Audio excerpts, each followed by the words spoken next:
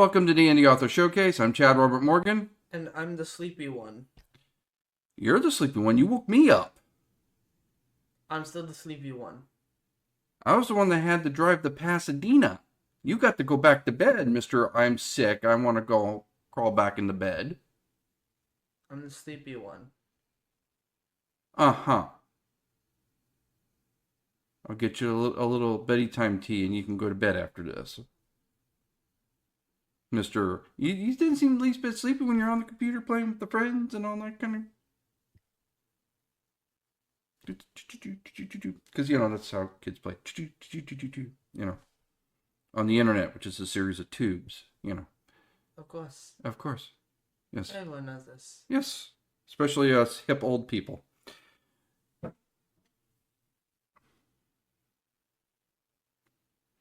It's called self-deprecating humor. So.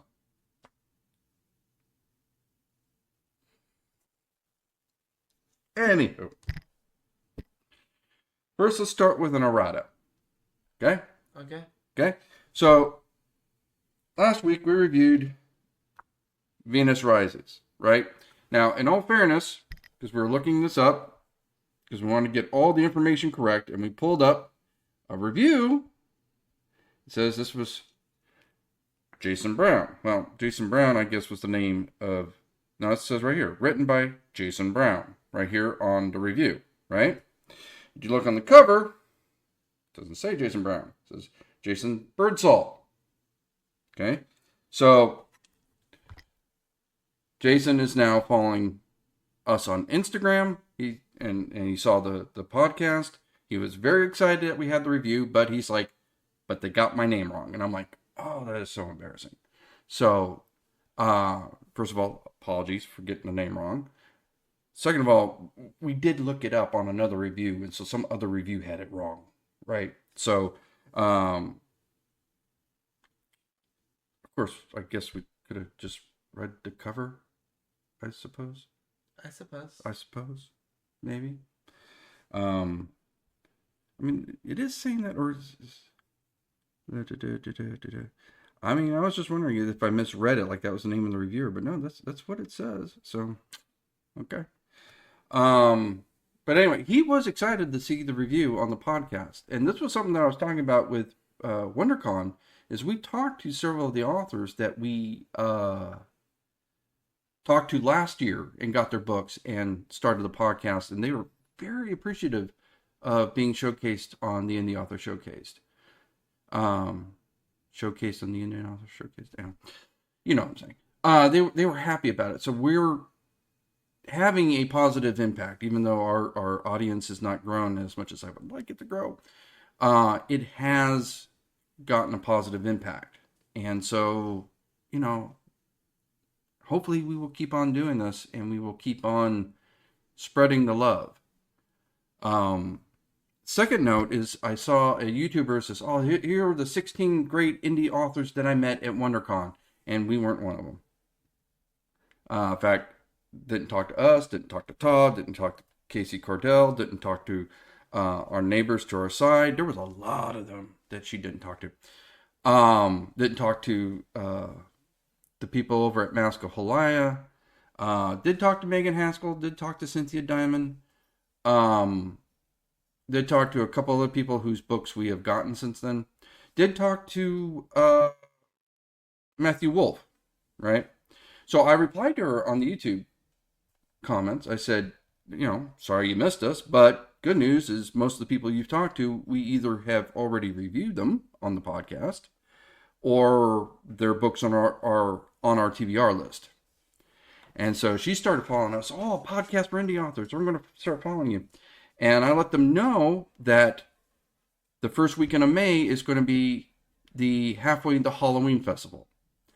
And the promoter of that is actually creating a whole section of the festival just for us horror authors. She says she's got a handful of us, and they're grouping us, and she's actually getting our book covers because she's got some idea for a design or something like that, or display to promote the books. And she said we can actually take those things home after the festival's over.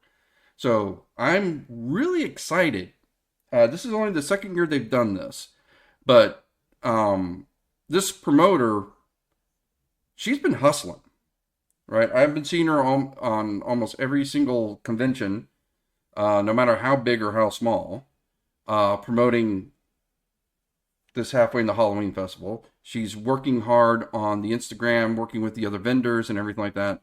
So say what she, if I don't know if this is going to be a success or not, because there's a lot of things going on in the world right now with the economy and everything like that. I mean, there could be factors beyond her control. There could be other things, but I will tell you one thing. It will not be for lack of trying, because this person is hustling more than I think any other convention organizer I've ever seen so far. So I am very optimistic for this one.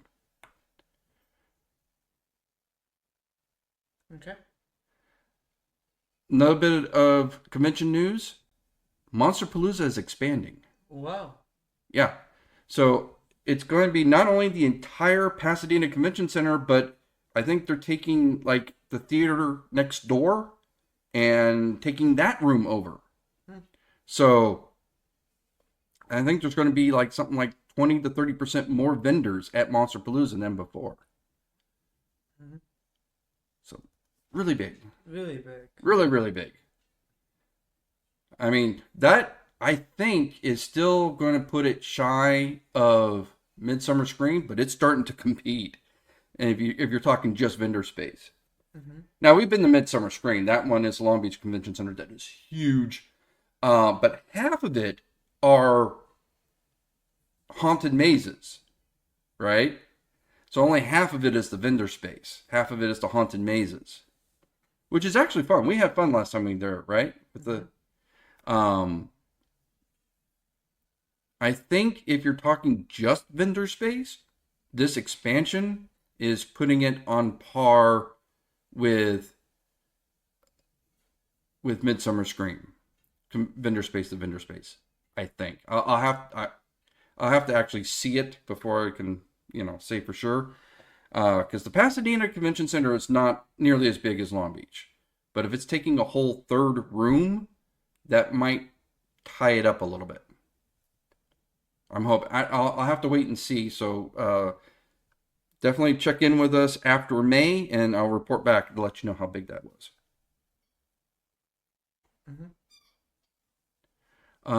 We're still signing up with Hauntmare Expo in Fresno. In Fresno. You can hear your dog in the background, can't you? Yeah, he's just chilling. He's not chilling. He's playing with the squeaky toy. Yeah. Yeah, we're so professional here with the squeaky toy in the back and getting authors' names wrong. We're just human. Well, It's a human mistake. Well, technically that's not human. That's a canine. You're pointing the... I'm pointing out the door to the canine. Well... Yeah, I guess. You better wake up or I'm going to tickle you. Anyway. So, yeah. Hauntmare Expo in Fresno. Some of the other vendors said that went really well. It's a very inexpensive booth fee. Like, for example, Monsterpalooza is like $1,100 for a 10x10 booth. Fresno is like $300. But it's something that Peter Kleins was saying when I was talking to him at WonderCon. I think we talked about that last episode.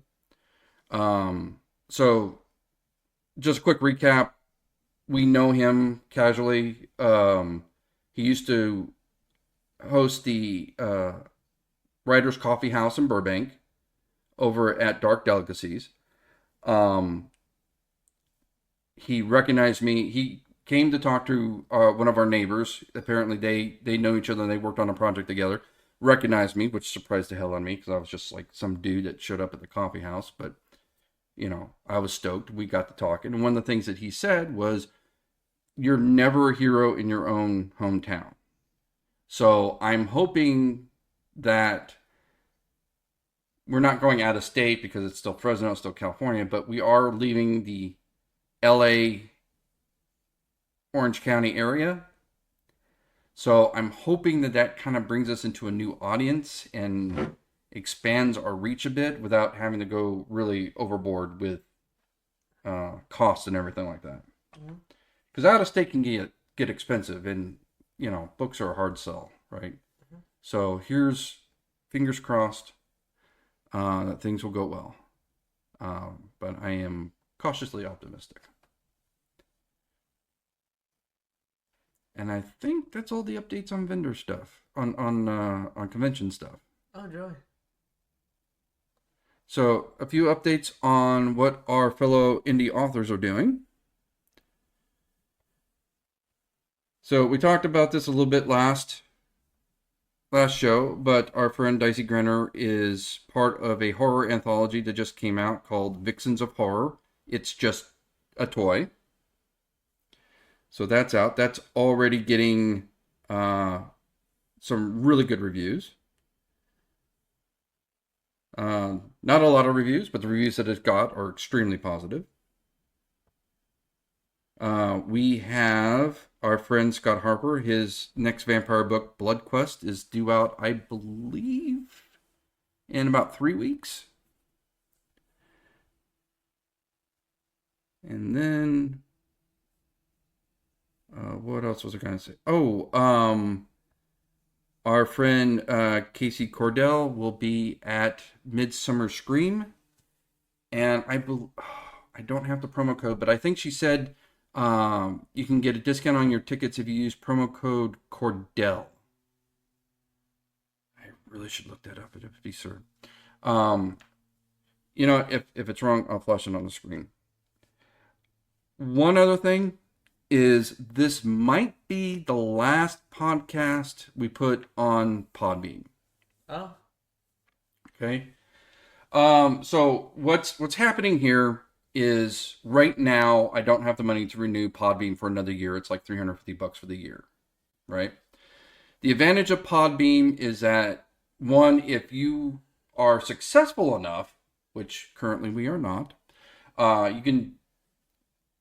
your Podbean sets you up for advertising and sets us up for the Patreon. Our Patreon is through Podbean, and it distributes the audio version of the podcast on multiple platforms, including iHeartRadio and Amazon Music.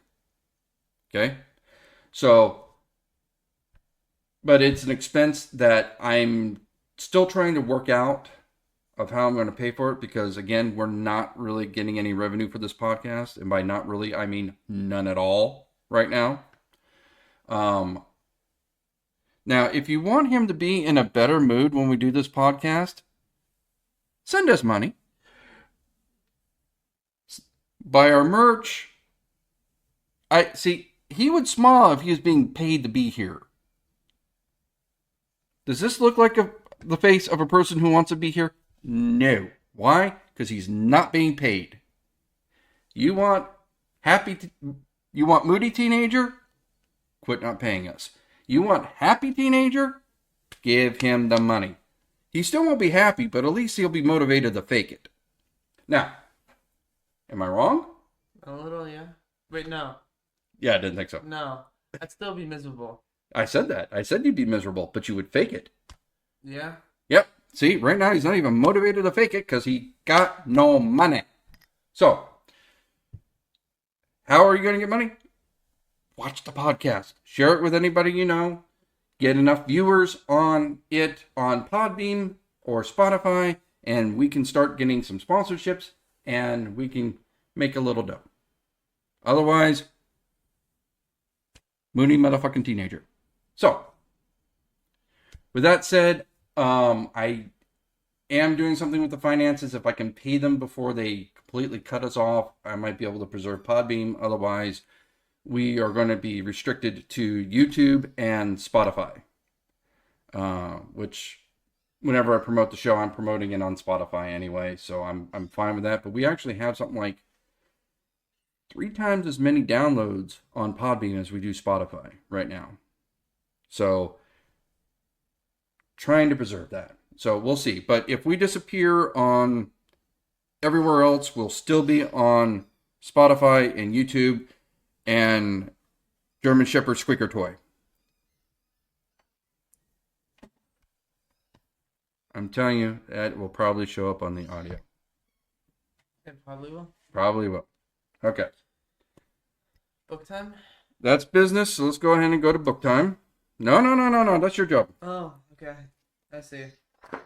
Does this even have...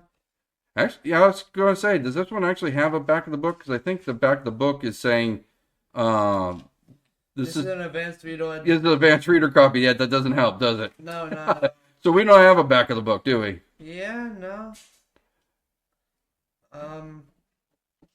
Okay, so since you're half dead here, I'm half dead too. I just know how to fake it better. We met the publisher at Vanille's Vampire Weekend. So this is one of the few times when we have not met the author. We met the publisher. Okay, nice gal. But the author is Raven Belasco, right? So this is, how about we should, can you at least show the book? There we go. Here's the book. So, and what's the book called? Blood Ex Libris. Mm-hmm. And this is the Blood and Ancient Scrolls series, book 1. Mm-hmm. Okay.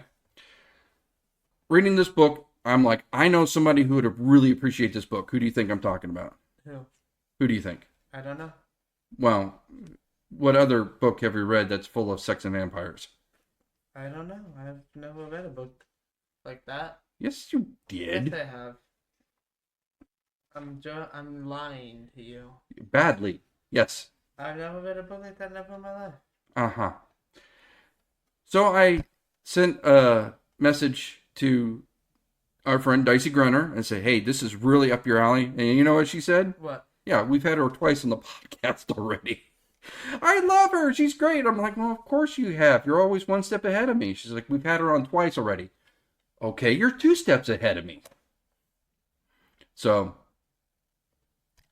I'm kind of getting a little bit of a competitive streak now. I want to find us a really good author that we can interview, that we can get before Dicey can get them. The gauntlet's being thrown down. We're going to have to go hunting for one, because I am really excited about this. Okay. A little bit of friendly competition never hurt anybody. But Dicey Grinner was all like, oh, I've had her on twice. She's fantastic. She's wonderful. So definitely gets the Dicey Grinner seal of approval, right? She definitely likes this author. So, what did you think of the book? I thought it was good. I liked it. I thought it was good. I did feel like this was 2 separate books almost. So the first half of the book is kind of erotic Twilight, right? She meets the vampire. She falls in love. She gets seduced. Several erotic scenes in the first half of the book, right? Second half of the book, he takes her basically home to meet the folks. And this whole adventure ensues. So it does feel like there's a sharp cut from the first half to the second half. You know what I'm saying? Which is very loosely hinted at the beginning of the book. I will say that I listened to this on Audible. The Audible book was very well produced. I did think that some of the discussions of vampire sex was interesting. Like when they were talking about basically that vampires only have one fluid in their body, blood. So when they sweat, it's blood. When they cry, it's blood. And when it's other bodily fluids, it's blood, right? It's all there is. So I was like, well, that makes a certain amount of sense when you think about it. The one thing, there's a couple of things that was, it didn't ruin the book for me, but was kind of a detractor. One is we have had the snarky female first person narrative before, right? We had a bit of that when we listened to Megan Haskell's book, right? Ashford Bound. There's a lot of times when that actually worked, right? When I was listening to it, and the author, not the author, but the main character is like, this doesn't make any sense. This is crazy. Really hanging a lantern on some of the more absurd parts of the story, which actually, to me, helps sell it. Because that gets me to the second part that I thought was a little bit stretching credulity. Okay, so the plot of the book is not only does she meet a vampire and falls in love and becomes this half vampire, but that vampire is none other than the Count Dracula, right? Like, if it was a vampire, okay, fine. But that's where the snarky main character persona kind of helps sells it. Because even she's like, this is stupid, right? This is, well, not stupid, but this is like so unbelievably. It's like he expects me to believe he's the Count Dracula. Come on. Oh, shit. He really is the Count Dracula. How crazy is this, right? Because it is kind of a crazy premise. But that first person narrative helped to kind of hang a lantern on that and make it a little bit more palatable. Personally, I think the book would have been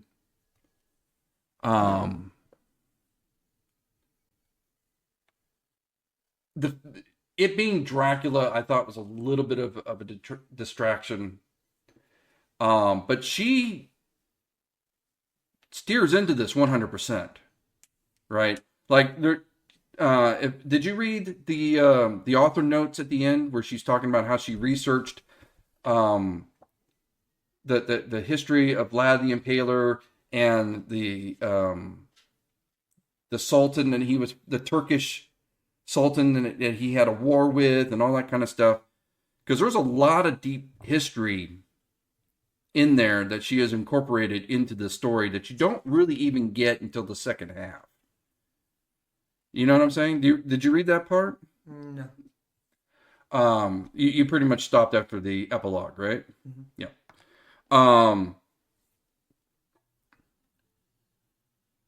There is a deep appreciation for the original lore and the history of what went on with Vlad the Impaler and the wars that he was having with in Romania and Turkey and all that kind of stuff, that she is honoring in the book.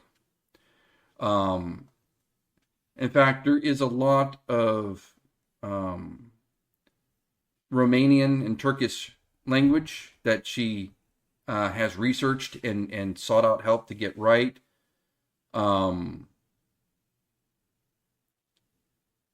And that part was well done because I never felt really lost. Like, there's a weird glossary of terms in this book, but the way it's delivered with our main character being the ignorant stranger trope,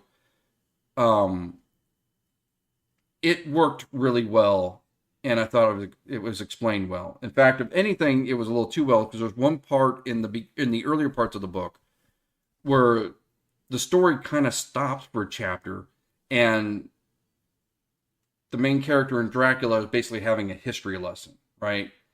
I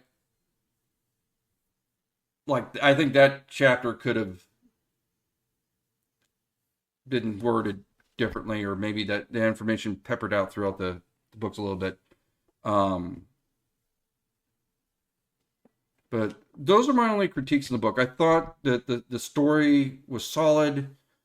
I'm guessing you skipped the first half of the book because it's like I think half of the first half of the book is sex scenes. Yeah. I skipped a lot of this. Yeah. That's probably why you read it so quickly. Yeah. Yeah.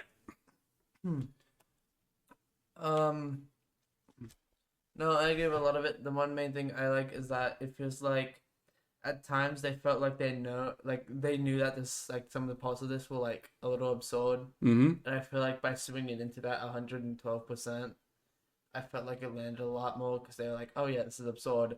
We're just gonna run with it. We're just gonna go with it. You know what I mean? No, exactly. Like sometimes you have. I'm trying to think of an example. Like Killer Clowns from Outer Space. They don't try to make that. I think that's a bit of a stretch. But the point is, it's an absurd premise. They know it's an absurd premise. So instead of trying to somehow make it not an absurd premise, they're like, screw it, and they steer into it, and they crank up the absurdity. Yeah. You know what I mean? Or Willy's Wonderland, right? Which is a completely absurd movie, but they sell it by steering into it and doubling down on the absurdity, right? So, in that sense, I agree with you. I think that's why it worked. Huh? Yeah. I see you're thrilled with I just this. had a very for those about video. I just had a very dramatic yawn. I raised my arms up and everything. I was like, ah. So yeah, no. Read it, especially read it if you like sex or reading sex. There was quite, especially in the first half. Like the sex kind of went away after the second half, Yeah. almost. So yeah, if you like sex, I don't know. Yeah. So, definitely a thumbs up for us. Yeah. Well, that means where can you find us? Where I don't know. Can you actually talk? What the hell was I that? was yawning. I noticed. Thank you for showing up Where can you 110% find to this us? podcast. You can find us on shopspectralinc.com, Yep. where you can buy shoes, hat, dildos. Okay, there are no dildos, but I got a story about that. So, I was in the office today, and I was telling them about that one dildo shop that we thought was so funny. Okay, I don't think it exists anymore, but there used to be a dildo shop online, and it was so funny because they did like hero themed dildos and everything. How am I gonna finish my collection? But the funniest part was they had a Pikachu shaped butt plug. Oh, we're going back to this bit. And I was telling her, it's like, I came up with that bit. That was me. no, I did the muffled Pikachu because I remember I cut you up with that. So, yes. If we were to do a dildo shop, we would do one like that. Because, I mean, again, we would steer into the absurdity of it. But no, Shop Spectral Inc. does not have any adult merchandise. The closest thing we have to adult merchandise is our books. Says the person, and this is the expression from the kid that skips all the sex scenes. Like, what the hell are you going to do with one? Anyways, Our event schedule coming up. I don't know that. Okay. We are going to have Halfway to Halloween at the beginning of May. For one day only after that, we're going to be at the Pasadena Comic Con. And then at the end of May is going to be Monsterpalooza. Yeah. Right on finals month, too. And after that, we will have Hot Mare Expo and Creep IE Aftermath. I got cons right before and after finals. Wow. Really just bend me over the table and... Nope, don't say that. Well, when's your finals week? May. May what? I don't remember which week in May. Well, wouldn't Monsterpalooza be after your finals? Yeah, but we also have 3 conventions in May. Yeah, but Monsterpalooza should be after your finals, and Pasadena Comic-Con is a table for one day. Like, I wasn't even going to use you for that, so you can quit complaining. Okay. With that being said, original Scallywaggles, toodaloo. And thank you for giving us 110% of this podcast. Remove 100 from that. Remove 110 from that. No, we'll move 105. Haha. Ah, Here's hoping somebody actually shows up for the job next time. not me. I don't succeed because of my family. I succeed in spite of them. You're going to kill yourself and break my chair doing that. I would hope not to. Yeah. Until next time, readers. Bye.